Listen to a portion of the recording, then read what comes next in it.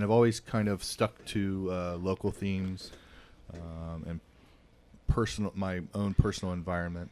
And I had a long stretch of successful paintings of Columbus and a gallery representation in Columbus. And I for years, I made paintings of primarily Columbus. I'm from the east side, and also small towns surrounding in central Ohio. But at some point, I had the idea to create a mural in the short north, and I partnered with the wood company, and they provided a wall for me, and we received a grant. And so my first public mural was a reproduction of a George Bellows painting called The Cliff Dwellers. George Bellows was also from Columbus. Cool. A very famous artist. Gib Reese, who sponsored my first mural here in Newark, has an extensive George Bellows collection, which is a strange connection. But so that was my first public mural. It was almost 30 years ago. And just word of mouth made it all just kind of take off, and I just kept going with it. And I think here in Newark I've done like 8 or 9 murals. I don't know how that happened, but it just did.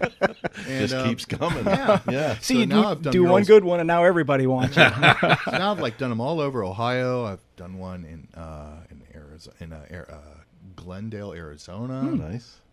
For the Chamber of Commerce. I've done a few in Berlin, Germany, because I lived there for a couple of years, and I actually just got back from there. It just keeps going. It's amazing to me, I mean, most kids at some point had an art class. You draw a little picture, maybe an 8.5 by 11 sheet of paper. Your canvas is enormous. How do you keep your perspective when you're dealing on such an enormous piece? Oh, it's really not that hard. Oh yeah. I mean, when I first graduated from undergraduate at OSU, my first job was painting billboards for Whiteco Metrocom out in Blacklick, Ohio, not far from here. Okay. And so I got started painting like 45-foot-long honey-baked hams, with big waves of ham pouring forward like a tidal wave. Now there's a job you could embrace. 45-foot hams. Come on, Dave. I was just Tell me thinking your of mouth is not watering I right was just now. thinking to myself, it's a good thing I didn't see that billboard. Honey, look, I need a fork and a knife. I painted several of them. You might have. That is hilarious. So I mean, when you're an artist, is painting a 45-foot ham like this is satisfying my thirst for art? Well, my hunger for art. In some ways, Okay. I mean, if you have a love for deep, careful observation and mixing color, in a way, it improved my ability to see things realistically and mix colors accurately. I mean, it was an interesting job. It was before giant printers were invented. So people were still painting billboards. That's incredible. Things have changed quite a bit since then. The need for someone to paint realistically has kind of waned, and so of course, art has gone in amazing directions. But I still hold to some of the traditional ways. I still paint realistically. Not always. Just finished a series of ink drawings when I was in Germany that were caricatures of people, and they're still based on realism, but a lot of exaggerated form, a lot of interpretation, stylization. That's super fun. My murals become more stylized. So when you talk about a mural, I mean, what's the biggest one you've done, and how much paint does it take to cover all that area? It takes less paint than you might think. Really? Yeah. It's very thin. It's thin like a painting. Yes. It's two-dimensional. Right. So no, it doesn't really take a lot. I mean, people are always surprised. I think the most I ever spent for a large mural in paint was like $700. Wow. It's paint. Yeah. It goes a long way, especially if you use good paint. I was going to say. The more opaque, the richer the colors, But it, you know, and that makes it. I mean, I usually use good artist paints. You know. So you're not going down to Lowe's and getting Valspar, is what you're telling me. I am not. Okay. The largest mural I ever did was probably, I don't know, a couple 100 feet long, maybe 40 feet tall, something like that. Yeah. But actually, I did do this one mural. Now that I think about it, it was 2 apartment buildings. This was a long time ago, and it was all the hallways, and each one was a 6-story apartment building. There were 2 of them, and I think the total length added up to about 1.5 miles. Oh, my Holy gosh. mackerel! But it was only 6 feet tall. So there were no ladders involved. Yeah. So what? So when you're doing the top part of your 40-foot mural, you're in a cherry picker. You're hanging off a ladder. How do you do that? Well, it depends. I mean, I like to use a cherry picker. I like to use a boom or something. Yeah. That's the best. That's ideal. Sometimes it's scaffolding, though. Wow. Well, Which makes it hard because you can't get back and look at it. Right. let's talk a little bit about your most recent painting that you're working on right now is down at the Licking County Library. And Laura had sent me some pictures, and then I got online last night to do some research. I mean, it's beautiful. But I asked you this earlier. Who comes up with the idea for these murals? Is it you working with the company? Is it, the library said, this is what we want you to do? Maybe take us through that process and what you're doing right now in downtown Newark. Well, I mean, earlier on, a lot of times I would approach people and say, I have an idea for a mural, and I try and convince them to do it. I mean, occasionally there have been people who had a specific idea in mind, and I work with that.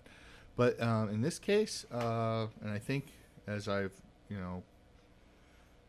done more and more murals, people are more and more comfortable with trusting me to come up with something for them. And so, in this case, Carol just contacted me and said we would like to have some murals done for a bookmobile garage, which is just to the west of the library building, and perhaps 2 of them. But it said budget allowing and things like Mm-hmm. that. And it took a while. Actually, how long did it take for us to develop this? Well, we started in 2019 Okay. because that's in 2019, and then we moved into the beginning of 2020, and then the pandemic happened, and we all kind of got involved with other things, and then when the library kind of got back on its feet, it was the beginning of 2021, and I reached back out and said, hey, we should probably talk about this. And he said, oh, I'm in Germany. When can you get here? Tough commute. Well, when are you coming back? And so it was summer of 2022 when we finally got started And again. I actually ended up designing them in Germany. You did. Which is, I guess, doesn't really matter. I mean, No, but I think it's kind of cool when you think about it. Here you are over in Germany, and they're like, we need you to paint a Licking County mural for us, and you're like, all right, I'll just draw it out here in Germany when I get over there. Thank you, Internet. Also, yes, thank you. Thank you, Carol and crew, for making reference materials and ideas available to me, because when I finally determined, we're going to do a prehistory mural on one side, and the other side, I think originally was going to be only writers, like it was going to be a history mural, but based on writers from Licking County, and that was very hard to develop because there's so many people. Like, how do you narrow it down? And it was very difficult, and it took a long time to design. But I think I'm very happy with what we have now. I was going to ask Carol, I mean, when you're watching this all unfold, what's it been like for you, who as you mentioned, started in 2019, and now it here did. he is. Yeah. It did. We have a lovely library building. It's beautiful, and it's next to a very large white garage.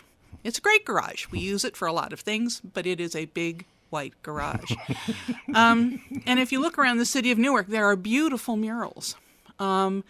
So end of 2019, the business office was sitting around just talking, and I said, wouldn't it be nice if we could do something that makes that garage not a big white garage? And Bad Bat Wolfter said, hey, I know a guy. So we got in contact with Curtis, and we kind of started the ball rolling. And then I reached out to the city of Newark and said, hey, how do you fund these things? And they were very kind to put me in contact with the Newark Development Office. And they reached out to us and said, hey, we can really do this. So they've been very helpful in providing funding and helping us fund this project, and we really thank them for that. But now we're here, finally, and it was so exciting to the end of July to drive around to the west side of that garage, or is it the east side of the garage? I can never remember. One I'm doing right now is west side. It's the west side of garage. So, yeah, and go, oh, it is finally here, and look at that bright color, and oh, it's going to be lovely, and there's the plane and the mammoth, and, you know, all of these things that we've seen in an internet attachment are now on that lovely garage. It's beautiful. We'll take a quick break. We'll be back with more Talk of the Town on Buckeye Country 107.7. You both are doing fabulous.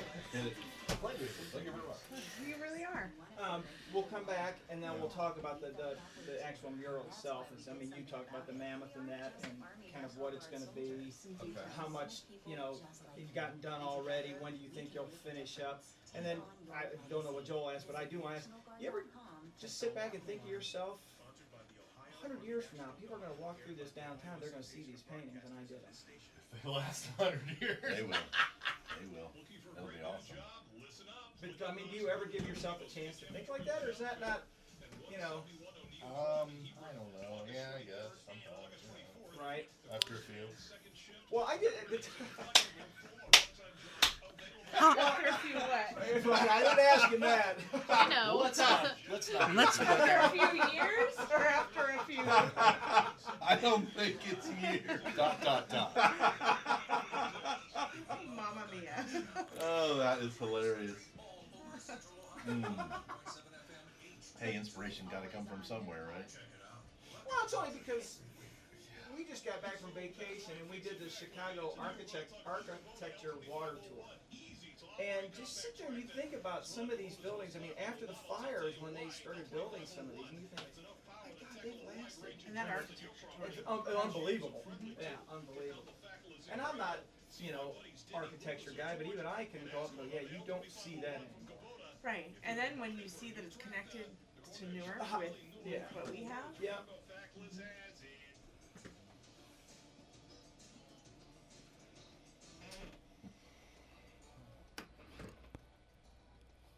Welcome back to Talk of the Town on Buckeye Country 107.7. News Director Dave Downey, joined by Joel Riley and artist Curtis Goldstein and Licking County Library Fiscal Officer Carol Foster. Beautiful looking day. Get out, walk around downtown, and check out some of those murals painted by Curtis. He's working on one right now for the Licking County Library. And Curtis, again, take us through the process of this. Joel mentioned the size of these. That's not exactly the canvas that most people will work on. Take it from design to starting it. What's that process like? And then once you do start, how long will it take you to finish a project?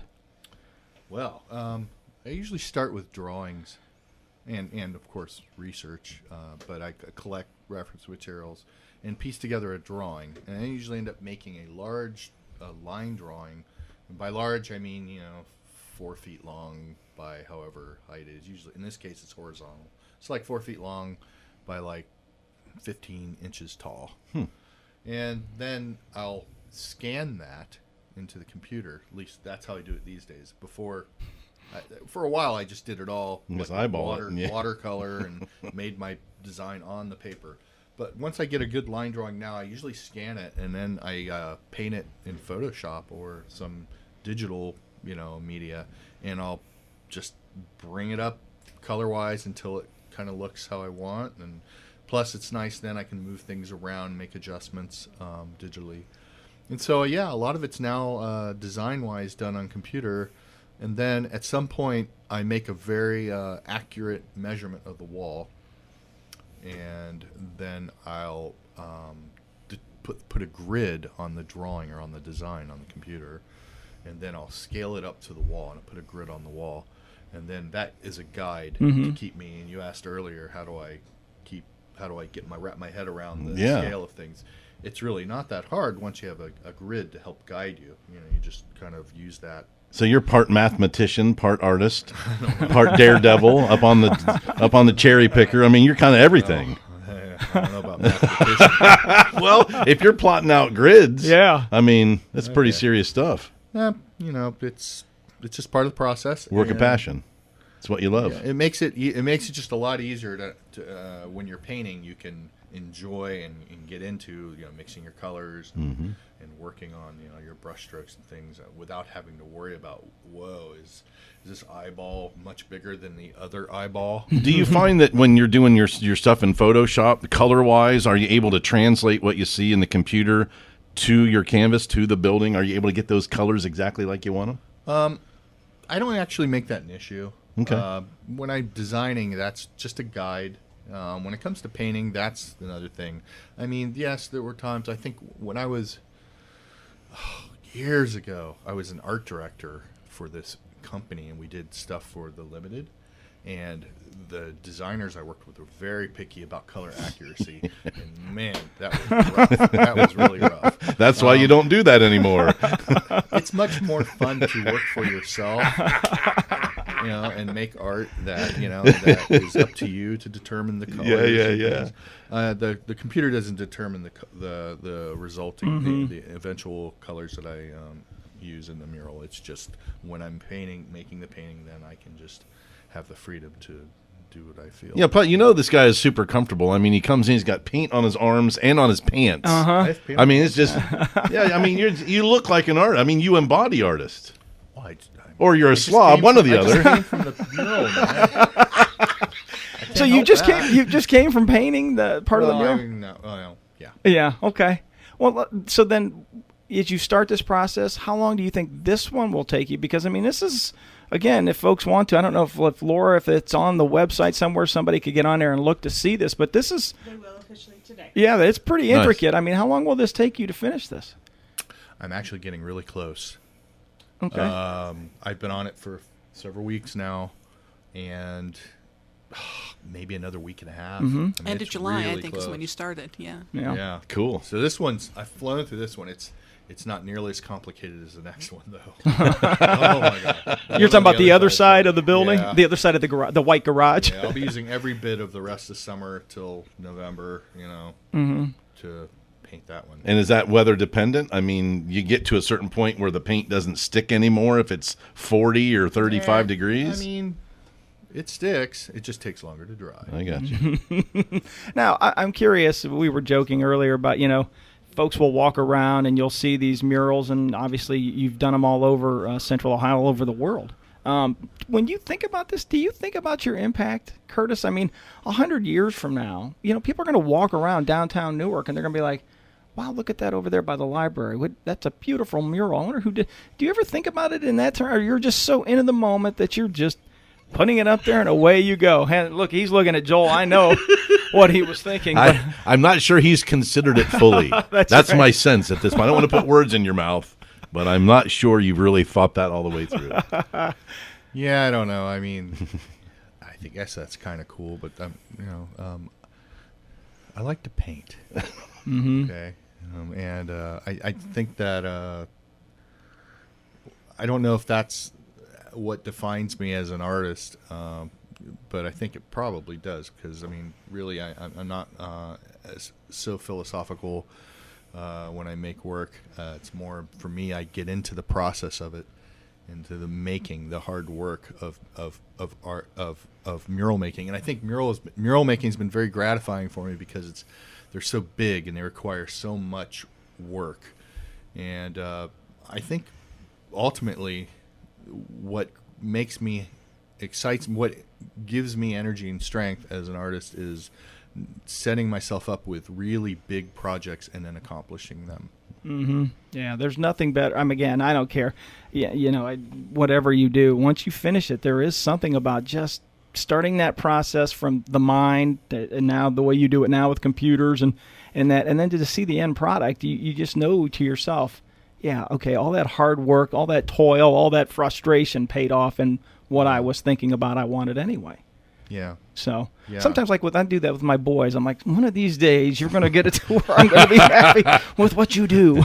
But, Carol, we'll come back to you a little bit on this. Have you seen where other libraries have done things like this? Or is this, Have you talked to other libraries and they said, yeah? Not about this. I've talked to people in the city of Newark about the murals and living in this area for so long. I mean, you can't help but see them. The large murals about skating on the canal in the winter. It's just, this town is full of artwork. And we at the library plan on being where we are for a very long time.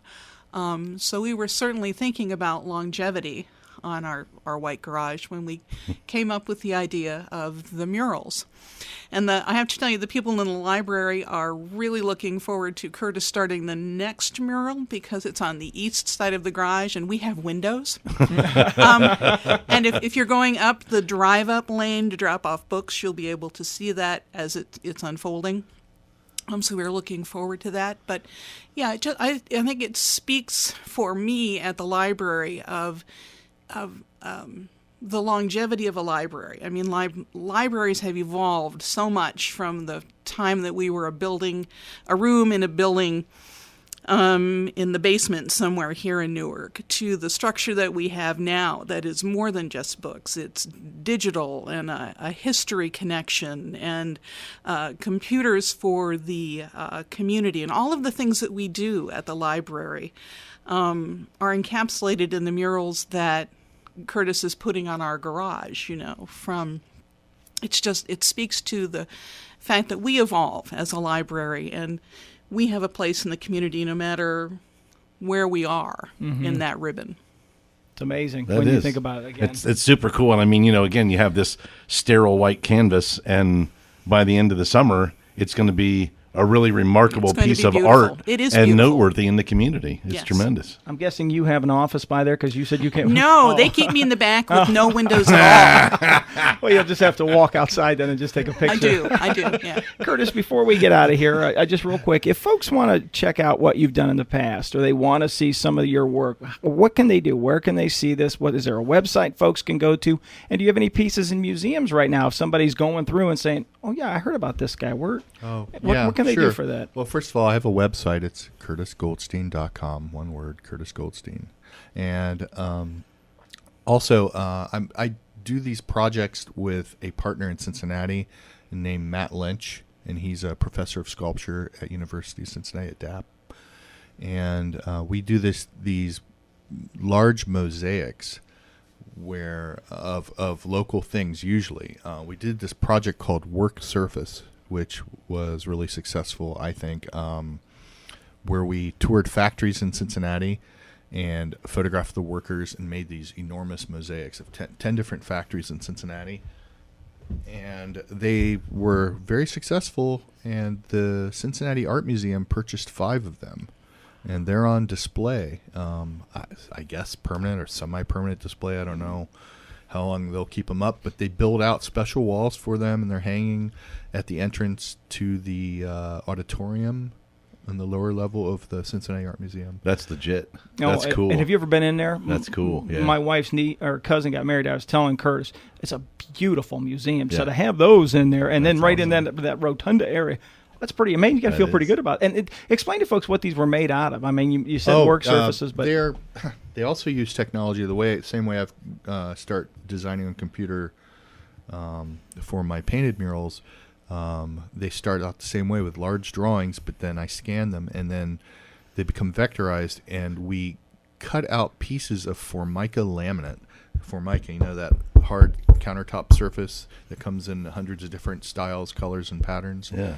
Well, we build these mosaics out of Formica, and they're laser cut, so they fit perfectly. The pieces fit perfectly into each other, so you can obtain a high level of realism in terms of the accuracy of the cuts and the shapes. But they have this beautiful flat laminate quality with strange patterns and textures, juxtaposed against each other in this beautiful smooth surface. So, and they're pretty big too. So. I don't think you do anything that's He small. doesn't do anything small, no. No, I don't think so. Well, again, give the website My website's curtisgoldstein.com. and go there. Like I said last night, I was Yeah. doing research. There's some great things that are on there. It's beautiful. And again, I did not know that you had done so many murals across Central Ohio. So if folks are interested, go check out the website because there is so much there. So I appreciate it. Carol, I appreciate you coming in. Laura, you're in the background today. I appreciate you coming in today to talk, bring these folks in. Because, again, the reason we're doing this with the library is because it is more than just a library. Carol, as you were saying, there's so much more. Exactly. Yeah, so it's great to have you in. I appreciate you coming in. Joel, it's always a pleasure to have you in here with me, but great stuff. Again, Curtis Goldstein, thank you, and Carol Foster, Licking County Library Fiscal Officer as well. We'll get you back to the music next on Buckeye Country 107.7 with Garth Brooks.